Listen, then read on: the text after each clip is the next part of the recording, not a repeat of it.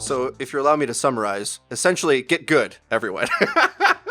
Yeah, well, it works in gold. My response to that is that's why you're in gold. Stop doing it, and maybe you'll get out of gold. What's going on, everybody? I'm happy to have Jayne back on the channel this week. We're going to get into discussing the patch that's coming up, the Big Goats nerf. But first, we wanted to be sure to shout out the Tournament of Future Champions, which is a special Overwatch tournament that Jayne is hosting this weekend that you're not going to want to miss because there's two key rule changes that are being instituted. First, they'll allow the coaches to spectate mid-game, only locked to their team, of course, and be able to give communication during it. This will improve the overall quality and responsiveness of adjustments in the game. But also, one that you know I'm very excited to see, hero bans finally coming into a pro tournament. More specifically, a protect and ban phase, which in early tests, when they've ran a previous tournament with this rule set, you may have thought, well, Brigitte and D.Va would just be banned non-stop. They're the best heroes. That's the only bans anyone would take. Well,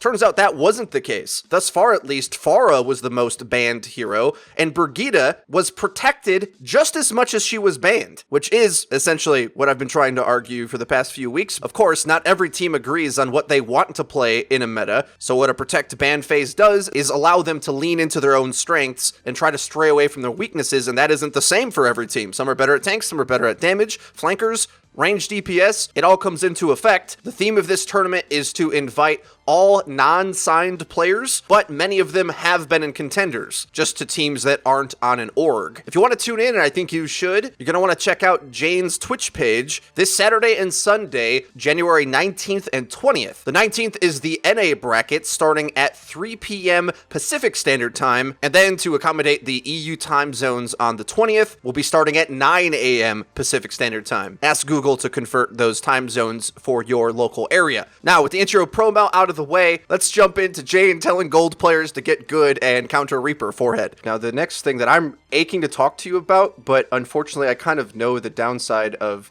you being a coach, is that you can't speak to the strategies that you've been developing for Dallas Fuel. But is there anything that you can tell me about the upcoming patch, even just something that's ubiquitously understood, like, is Goats dead? Is there a new comp? What's really strong? Like, what do you think of the new patch and the balance state? I can just talk to like raw statistics. It doesn't really take a large leap in logic to realize that if armor is nerfed, the tanks that don't require or don't use armor are the ones who gain the largest amount of a buff. So Zarya is a little bit of an interesting one in the fact that Rally now goes away after 30 seconds, so she doesn't have that like really nice kind of armor buffer underneath her shields.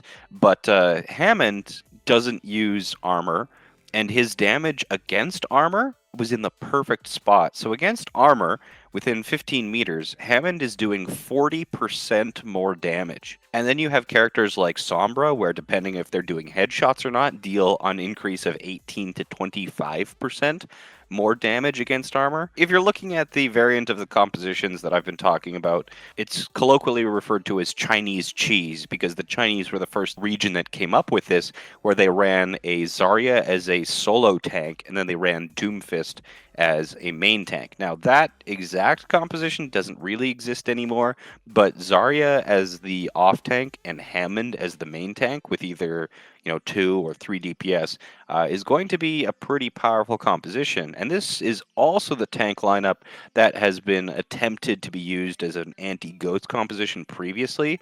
I think it was in the Kongdu Panthera, or was it Runaway versus Runaway versus the Korean national team, where we saw some like Zarya, Hammond, Pharah, and Sombra. All of the characters that are kind of part of these anti-Goats compositions received a buff. And it was already, we were like almost to the point where it could successfully counter Goats compositions consistently. Now, I don't think Goats compositions are going to be dead, and that's not what I'm predicting by any means, especially when you have teams having been practicing and perfecting Goats for the last so many months. It's still going to be a composition that teams have put a lot of hours into playing well. And nobody's going to have a composition or develop a composition over a weekend that is going to be able to rival a composition that teams have been working on for months. But I think as time goes on, you're going to see people finding compositions or finding strategies that work against goats on specific maps, the ones where goats are kind of like the weakest, and the one where these new compositions are going to become the strongest. And then once we find more of those situations, the number of maps and situations where goats is going to be considered the right answer or the best answer is going to be slowly diminishing until either it's gone entirely or we've found a nice balance of kind of maps where goats is strong, or maps where goats could work but can be countered, and other maps where goats is just and you're literally throwing if you try and play it.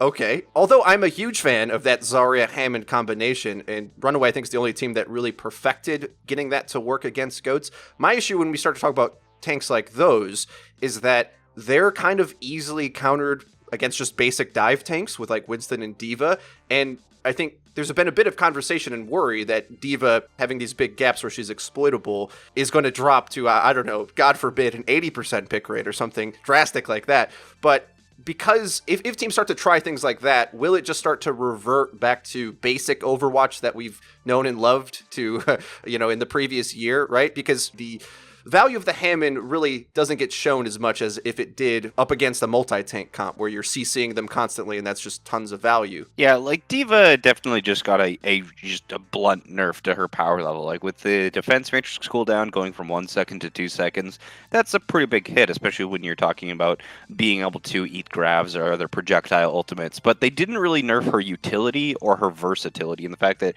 she can still fly, she can still defense matrix, and she can still launch missiles all at the same time. So she is still unequivocally the best tank for controlling high ground. She's a little bit less powerful while doing so, but she still does it just fine. And yes, when you're talking about the other tanks, Orisa was another tank that received a pretty large buff in the last patch, 1.32 on the PTR, along with Roadhog. So especially in solo queue, I wouldn't be surprised if we see a lot more of these really annoying static defensive, chain CCs, beefy tanks, turrets, and stuff like that. But I don't know. It's too early to say that any one thing is going to be king, or there is going to be one best new meta like goats. If that does happen, I don't think anyone at this point in time can be able to predict that with certainty. One cool thing I like, and I know the players and coaches hate this, but I love when there's a new patch that people weren't very certain about, and this is almost what happened prior to Overwatch League coming out, where the game would be patched, and then a big tournament would come up, and then almost mid-tournament, teams would sort of reevaluate the state of the patch and start to say, this is how Beyblade started. Nobody thought Beyblade was the meta until it started ripping and tearing. I believe, was it Rogue or Misfits? I think it was Soon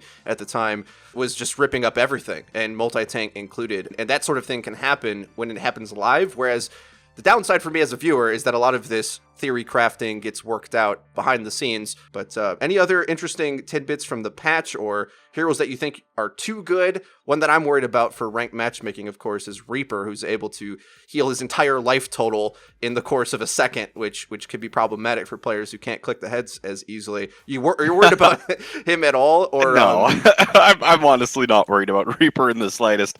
I like it how most of the people have been kind of talking about Reaper's strength and how powerful he's going to be. If you're damage boosted and you manage to land a shotgun blast with all of your pellets landing on the head, he'll gain X much life. And it's yeah, but how many situations did that actually occur in? So there's some people who are kind of be but in gold, he's just going to walk up to me and shoot me. It's well, yeah, that's gold though. And the higher ranks, he's still going to be CC'd. If he gets stunned by a Brigida shield bash, the Brigida and the rest of the team are going to burst him down. McCree is still going to be able to flash the Reaper so he can't Wraith and can't close the distance. And McCree is going to be able to do that while still having longer poke and longer damage projection. So yes, if there is going to be just Slambulance or a large quantity of tanks that a Reaper can actually close the distance on without absolutely getting, then sure, he's going to get a little bit of value. But it's not going to be much effort for the opponent to just play something with a little bit of a longer range damage or a stun or a CC, and then what is Reaper going to really accomplish? Okay. Well, we'll see when the patch comes out. You'll watch the forums, as thousands of people are very upset. Oh, yes. The forums are always angry, though. Definitely true. I agree with you in terms of, I think if you look at this from a coach perspective, it's not how the game gets played largely, because you think, oh, just pick something else, forehead, right? But that's not how it gets played in matchmaking. I mean, look at how hard Doomfist even carried matchmaking games for the longest times, and people in my games, they just refuse to pick Sombra. I'm like, please, just hide in the back and hack him, right? It's not that hard. Whereas with Doomfist, or with Reaper rather, the issue I have is that the gains you get from doing something really, really easy is going to be annoying for a lot of players. So kind of an interesting breakpoint where it looks like this patch specifically, which isn't always the case, I would say and argue, but was geared to fix the higher level of play. Whereas a lot of times they're very careful to make everything playable for everybody. But based on your comments already, I assume obviously you're nested in the high level play, so you're going to concern about that more. But like, there's already compositions, heroes, play styles that you can use in gold to cheese yourself up into the next rank, right? We see this quite frequently happen with McCrees who flank. McCree is not a flanking hero, but he can flank. That's kind of a weird statement in the fact that, like, at the higher level of play, he's played in a very specific way because he's a little bit more vulnerable. He needs his team to protect him, but when he is with his team, the flash can be followed up on by multiple people, not just the McCree. He's got good damage protection if the team can make the space for the McCree to exist in the area where there's good sight lines and good threats.